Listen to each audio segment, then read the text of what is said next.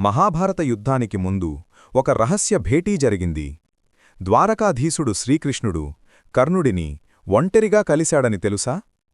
ఆ సమయంలో కృష్ణుడు కర్ణునికి ఒక అద్భుతమైన నిజం చెప్పాడు. కర్ణా, నువ్వు నిజానికి కుంతీదేవి కుమారుడివి, పాండవుల పెద్ద అన్నయ్యవు. అప్పుడు కర్ణుడు క్షణం నిశ్శబ్దంగా నిలిచిపోయాడు. కృష్ణుడు చెప్పాడు, నీ స్థానం పాండవుల వైపు ఉంది. వారితో చేరి యుద్ధాన్ని ఆపు. కాని కర్ణుడు తలవంచి ఇలా అన్నాడు, దుర్యోధనుడు నాపై చేసిన ఉపకారం జీవితాంతం మరిచిపోలేను. అతనిని వదిలి నేను ఎలా వెడతాను కృష్ణా? ఆ మాటలతో కృష్ణుడు గాఢంగా చూశాడు. నీ ధర్మం నీకు తెలుసు కర్ణా, కాని నీ విధి ముందే నిర్ణయమైంది అని అన్నాడు. ఇదే మహాభారతంలో అత్యంత హృదయవిదారక క్షణం.